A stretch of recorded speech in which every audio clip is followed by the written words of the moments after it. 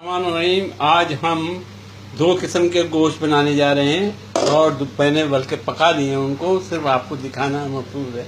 अब मैं आपको सिर्फ उसको दिखा दूं और उसमें दो टेस्ट पैदा करूंगा। असल में बात यह है, घर में कई किस्म में मिजाज के बच्चे होते हैं।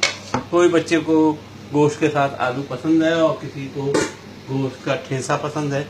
ठेसा महाराष्ट्र की डिश है, ये गोश्त का ठेसा बनाते हैं। उसके लिए जो चीज़ें इस्तेमाल करते हैं, ये लाल मिर्चें साबित वाली, इनको भून के, और इसके अंदर धनिया भून के डाला है और इसके अंदर ज़ीरा भून के डाला है, और जनाब अदरक का टुकड़ा 1 इंच तकरीबन 1.5 इंच, और लहसुन 4 फांके, ये तमाम को फिर मैंने कूट दिया है। इसका ठेसा बन गया है।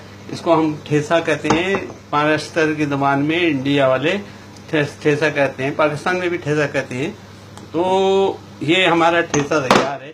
मैं ठेसे की शक्ल आपको सही से दिखा। ये जनाब मिर्चें और साबित धनिया 1 चाय का चम्मच, आधा चाय का चम्मच जीरा, और 4 लहसुन की फांके, और अदरक ये 1.5 इंच का टुकड़ा, इनको सबको मैंने कूट दिया। ये हम इसको ठेसा कहते हैं, जिसको आप चटनी भी कह सकते हैं, ठेसा कहते हैं। मैंने गोश्त को पका दिया है। गोश्त के अंदर जो चीज़ें डाली थी, हल्दी 1 चम्मच और चाय का चम्मच, और जनाब 1.5 से 2 किलो गोश्त था, जिसमें हल्दी चाय का चम्मच, और जनाब उसके अंदर प्याज कतर के 1.5 प्याज कतर के, और उसमें नमक डालने के बाद उसको दम दिया, उसको गला लिया, बिल्कुल गला लिया।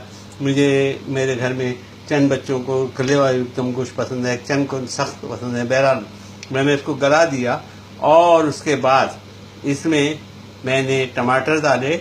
ये टमाटर डालने के बाद ये माशाल्लाह तबारकल्लाह आलू डाले और इसको पका दिया। इसकी मैं तरकीब आपको लिख दूंगा, डिटेल लिख दूंगा इंशाल्लाह। तो ये आलू गोश्त की तरह हो गया, मगर ये डिफरेंट है। हमारे घर में जो आलू गोश्त बनता है उसमें शोरबा ज़्यादा होता है। ये शोरबा नहीं है, सूखा सूखा है, थोड़ा सा शोरबा भी है, ताकि जो बच्चों को आलू और शोरबा पसंद है वो आलू और शोरबा के साथ खाएंगे। और जिनको ठेसा पसंद है, तो ये मेरा ठेसे की ट्रे, ये मेरी कढ़ाई मैंने रख दी है। ठेसे की कढ़ाई ऐसी होती है जैसी आपकी कढ़ाई गोश्त होता है, उसी तरह का होता है। ये उसी में से गोश्त निकाला है मैंने, इसी बर्तन में से गोश्त निकाल लिया है, शोरबा छोड़ दिया है, और इसमें मैंने आधा टमाटर काट के डाला है, पुदीने के पत्ते डाले हैं, और एक नींबू का कतला, इस तरह का कतले को छिलका काटने के बाद उसके छोटे छोटे टुकड़े किए और वो इसके अंदर कतला डाल दिया, ताकि उसका नींबू का टेस्ट आ जाए। और अब इसमें मैं ठेसे का इजाफा करूँगा, और ये हमारा सालन दूसरा वाला भी तैयार हो जाएगा। ये गोश्त का सालन ठेसे वाला है, और इसमें हम चखते जाएंगे, जितनी हमें मिर्चें चाहिए होंगी वो लेंगे। जो बच जाएगा तो उसके हम रायता चटनी बना लेंगे। ये मैंने ठेसा उसके अंदर जो कूटा था वो भी इसके अंदर डाल दिया, और इनको मैं भून रहा हूँ। इसमें पहले जो अदरक लहसुन और चीज़ें पड़ी थी वही पड़ी हैं ठेसे में, बाकी चीज़ें हैं। ठेसे में ज़रा अदरक लहसुन ज़्यादा होता है, मिर्ची ज़्यादा होती है, और नमक का आप ध्यान रखिएगा। हाँ, इसमें एक ट्रिक ये है कि जब ये मैंने सालन पकाया, यानी दोनों को मिला के गोश्त पर लगाया, तो इसमें 1 चम्मच नेचुरल राइस विनेगर डाल दिया है, चाय का चम्मच। याद रखें, 1 चाय का चम्मच ही ट्रिक है, उससे आपकी ज़ुबान पे जो टेस्ट लगेगा उसका मज़ा अलग होगा। अब इसके ऊपर मैं, ये ठेसा मेरा तैयार हो गया, गोश्त तैयार हो गया। अब इसके ऊपर मैं धनिया और थोड़ी सी कोई भी ग्रीन सब्जी इसके ऊपर डाल दूँगा, ताकि ये खूबसूरत लगे।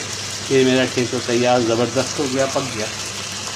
अब इसके ऊपर मैं धनिया और थोड़ी सी कोई भी ग्रीन, आपको जो दिल करे, पुदीना मैं ऑलरेडी इसमें डाल चुका था, जो इसमें पक गया वो डाल दिया। ज़बरदस्त तैयार हो गया। इसका टेस्ट डिफरेंट होगा इस गोश्त से जो मैंने पहले पकाया था। इस गोश्त से आलू गोश्त जो है वो शोरबे वाला है, लेकिन गोश्त वही है, उसी के साथ पकाया था। इसकी डिटेल मैं लिख दूँगा इंशाअल्लाह। ये ईद का ज़माना है, बकरे का गोश्त है, ताज़ा है, ज़बरदस्त बना है। इंशाअल्लाह उम्मीद है आप भी बनाएंगे, और मुझे दुआ में याद रखिए।